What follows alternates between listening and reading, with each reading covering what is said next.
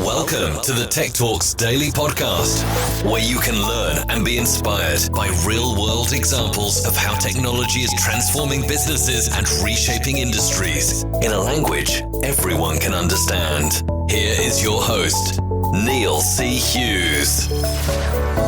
Welcome back to the Tech Talks Daily Podcast. Now, last year, I was reporting to you all live from Las Vegas at Dynatrace Perform. I was able to bump into fellow tech writer Adrian Bridgewater, who we were writing for the same online publication at the time. So it was great to meet him face to face, and also watch Dave Anderson from Dynatrace deliver a Vanilla Ice rewrite entitled Full Stack Baby. And I must admit, I have very fond memories of the event, but it does feel like a world away, doesn't it? Things like tech conferences, meeting people, keynotes, chatting on show floors. But this year's event has gone virtual, and the team at Dynatrace have gone above and beyond to bring the event to life, and even added a virtual wine tasting reception.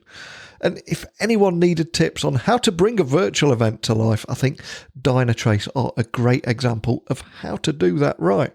And although I cannot speak with them live on the show floor like last year, I have been able to grab some time with Steve Tack from Dynatrace.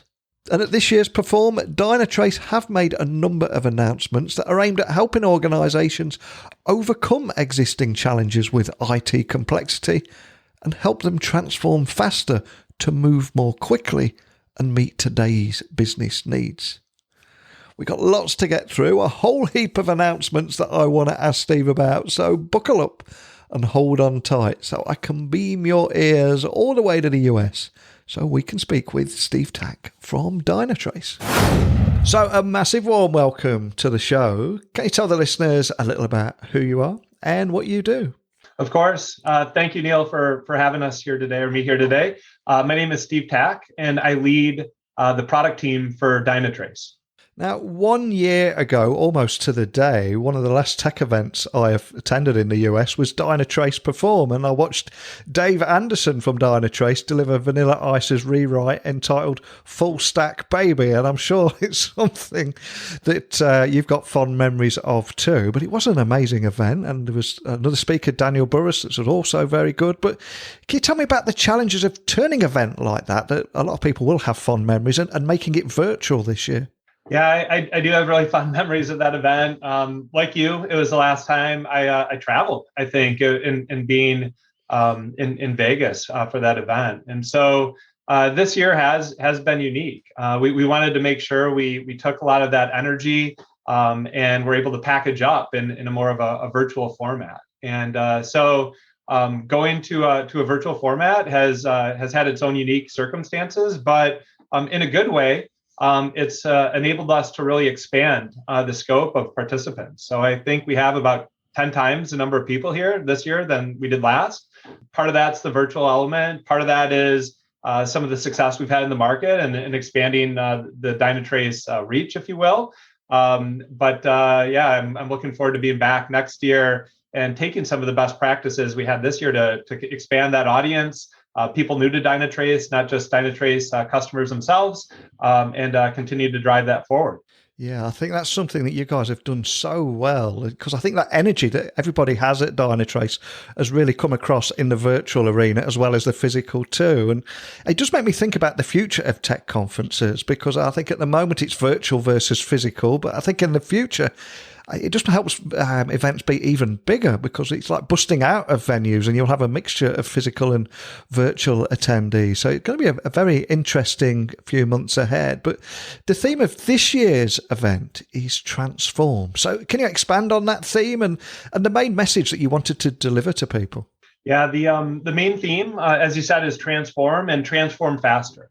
And I think that it's an acknowledgement not only of what's taken place over the past 12 months with the pandemic, but really the journey that the industry was on before then. So if you look at a lot of the macro drivers that are taking place, whether it's the shift to multi-cloud environments, whether it's the adoption of SRE culture and best practices, the goal there is really to deliver faster, deliver with more confidence, and be able to continue to adapt in the marketplace.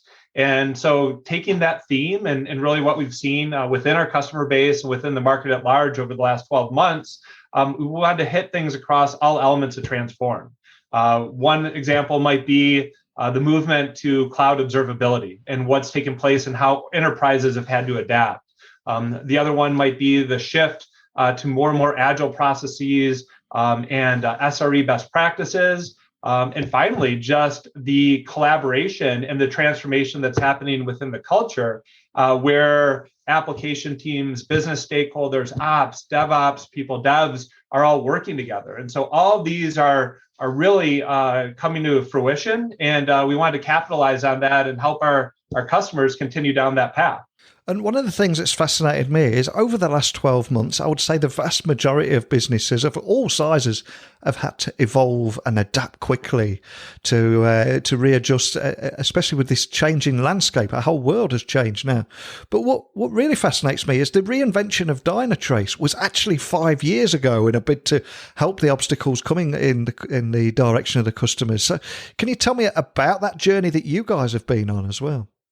Yeah, absolutely. And please let me know if you'd like me to expand on any of these topics. But one of the elements that we're both proud of, as well as probably a little bit of luck, looking backwards, is that we had some foresight around certain trends that were taking place in the market. So we work very closely with our customers. We work very closely with our partners. And just through those discussions, we could hear about their needs to shift to more multi-cloud environments, much more dynamic in nature, the adoption of technologies like microservices and Kubernetes platforms, and then as I referenced, just a different collaboration across DevOps models and SRE models and more. And so led by our CEO, our CTO, and others, we started down this reinvention path, which was all about enabling customers to have the intelligence to make decisions so that they could, in essence, transform faster themselves and with confidence. And so we've seen a shift in the market where we've brought together applications, infrastructure, those boundaries have started to blur. It's been the rise of observability, which is all about getting that insight and intelligence so that people can make those transitions. And then I think one of the really important parts is the continual feedback loops so that you can make informed decisions and data-driven decisions as you go. And so Dynatrace changed the way we engaged with our customers, went to a SaaS-first experience, went to every other week major deployments so that we could get those learnings and provide feedback to the customers, and then brought together a complete view that spanned across user experience or digital experience, application insights, infrastructure insights, and really went across the life cycle to make sure that both production as well as pre-production insights were gathered and that people could harness that for action. Now, at last year's event, I remember there being a clear focus on enabling organisations to go beyond partial monitoring and best guesses. And one line in particular, I seem to remember a keynote speaker saying, was that if a customer has logged a support ticket saying that there's a problem, you're already too late. But I'm curious, at this year's event, are there any infrastructure monitoring enhancements being announced this week?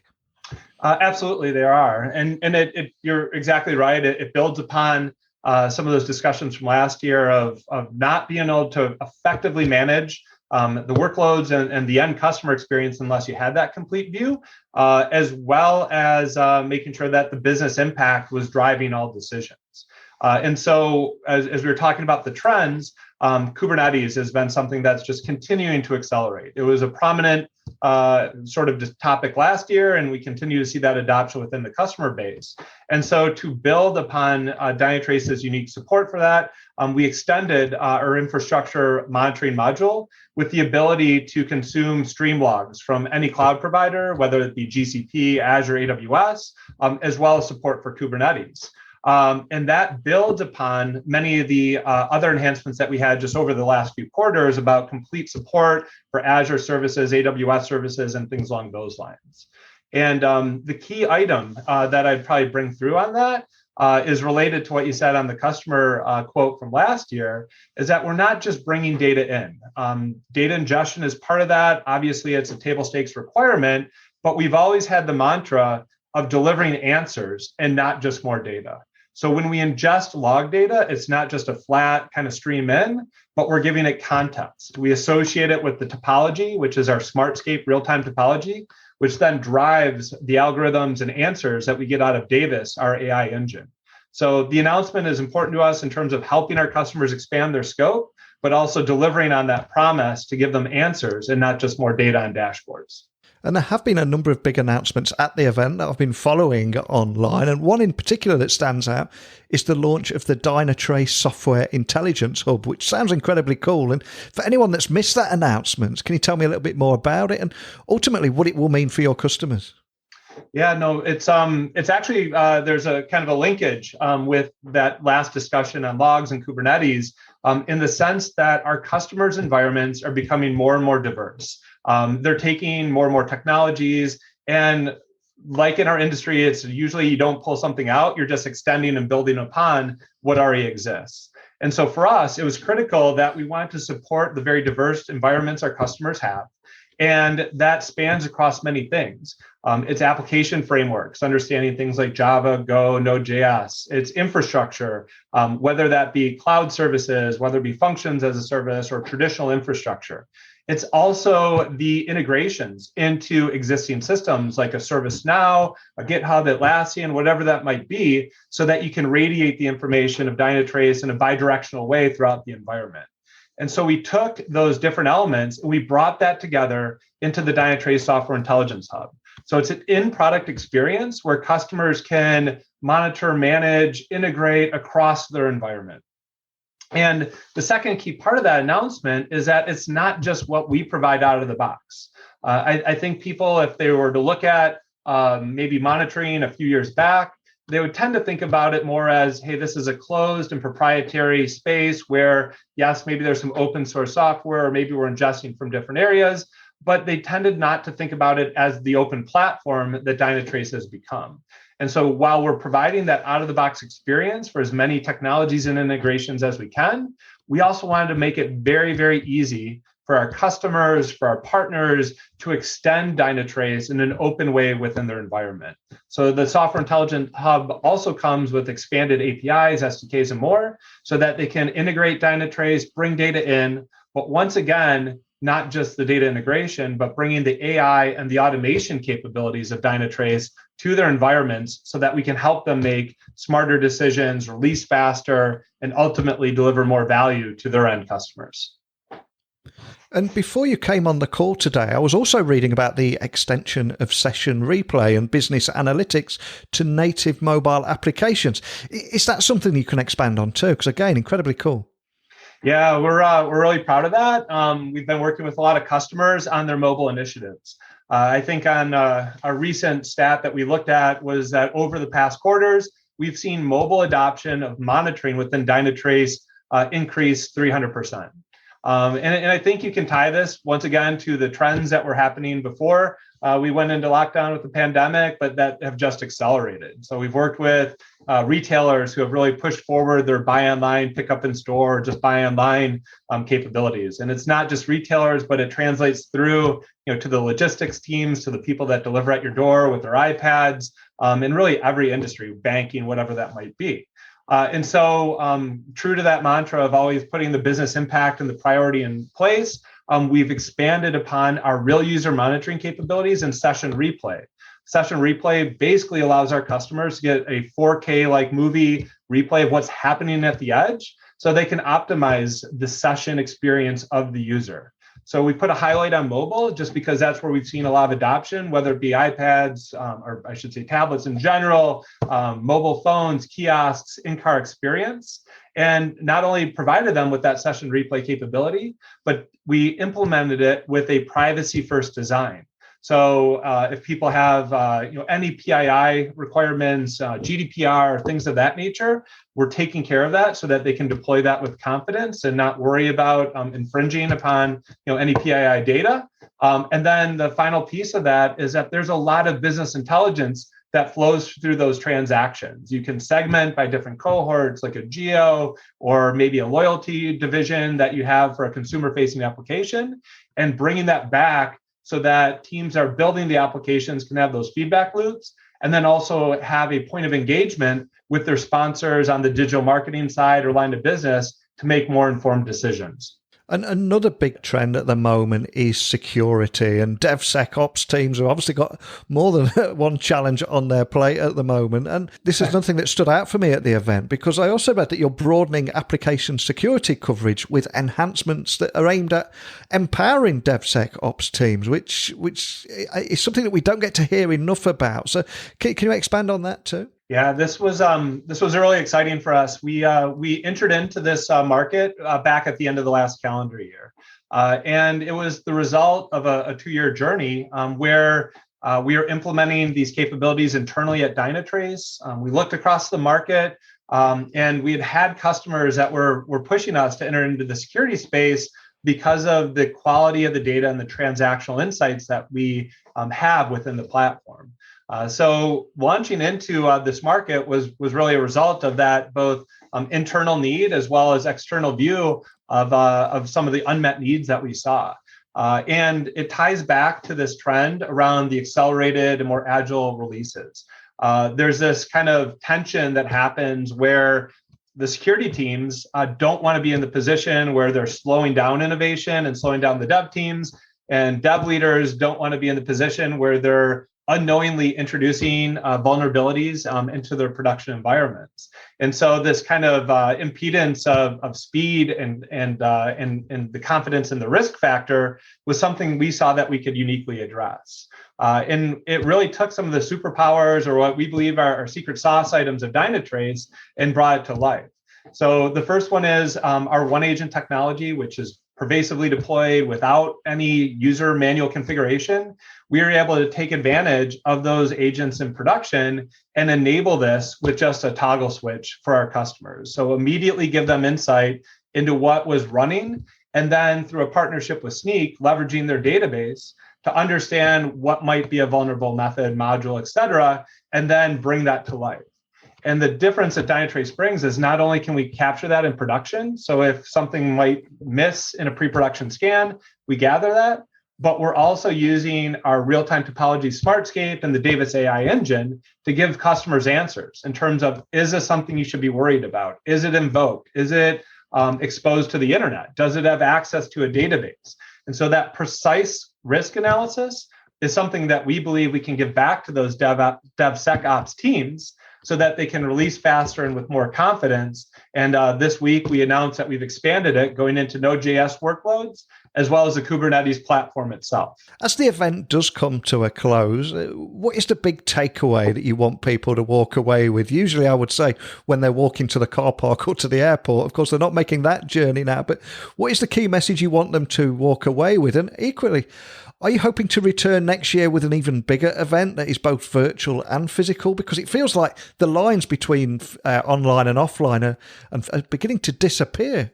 Yeah. So to your first question, really what I hope and what the Dynatrace team at large hopes is that our customers walk away motivated to accelerate their digital transformations and have the mindset that by leveraging the Dynatrace platform across the different modules, across these different use cases, that automation and intelligence is going to free up their time so they can do more innovation.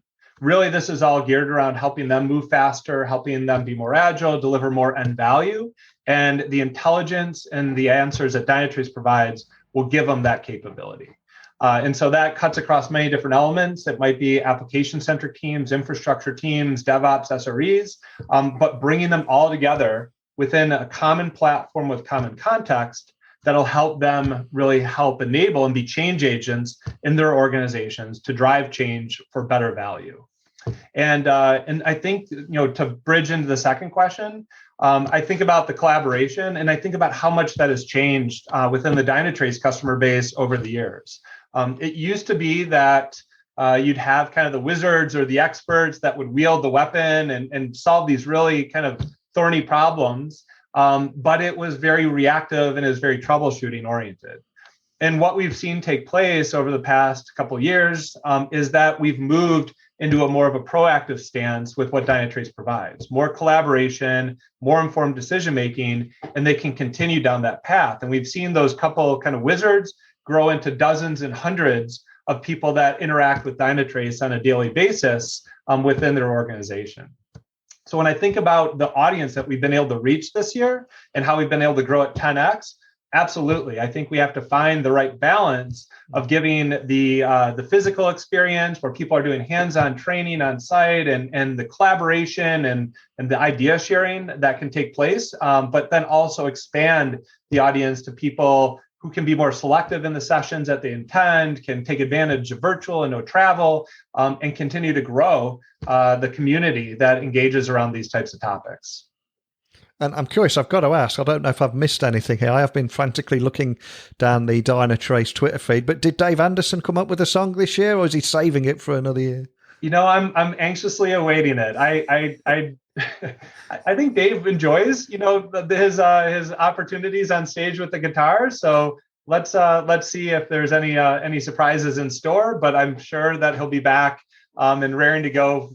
He loves an audience. I love a good teaser to end on. But before I do let you go, for anyone listening that want to find out any information on the event, maybe they could go on and tune into some of the keynotes if they've missed them, or contact your team if they've got any questions. What's the best way of doing that? Yeah, so we will be publishing most, if not all, of the content that took place over the past prior days. So the Dynatrace.com website is first and foremost a great spot. The team's also awesome, whether you want to engage with Twitter or other social media channels to move forward. If there's anything that the audience wants in terms of specific product information or things like that, probably the best way to reach me is via LinkedIn. But yeah, whether it's myself or whether it's the Dynatrace team as a whole, want to get the information out, want to share the lessons learned and the great experiences that everyone's had this week. Well, a huge thank you for joining me on the podcast today. Like I said very early on in our conversation, one thing that really does shine is every single member of the Dynatrace team that I've seen, their passion, enthusiasm and energy really shines through, even though this year's event has been virtual. And that is kudos to everybody there. And I can only begin to imagine the hard work that's gone into making that event a success. So I wish you the best of luck for the future. Hopefully we'll get to meet in person next year, but more than anything, just thank you for spending a few minutes with me today. Yeah, absolutely, Neil. Thank you very much for having us. Some great announcements at this year's Dynatrace Perform, such as the infrastructure monitoring enhancements and how by expanding its automatic and intelligent observability with native log support from Kubernetes and multicloud environments, Dynatrace is enabling teams to drive faster innovation. And I think that is so important right now. And it was also great to hear more about broadening application security coverage and how those enhancements can empower DevSecOps teams to make more informed decisions and help organizations increase the confidence in the security of their cloud-native environments. So a big thank you to Steve for joining me on the podcast today. If you attended the virtual event and have anything that you would like to share, please email me. And equally, I'd love to hear your thoughts on virtual events, Dynatrace announcements, questions, in fact, anything at all. I'm not going to restrict you with what you can and can't message me with. So please email me, techblogwriter@outlook.com, LinkedIn, Twitter, Instagram, Clubhouse, whatever your social media platform is. You can look me up at Neil C. Hughes.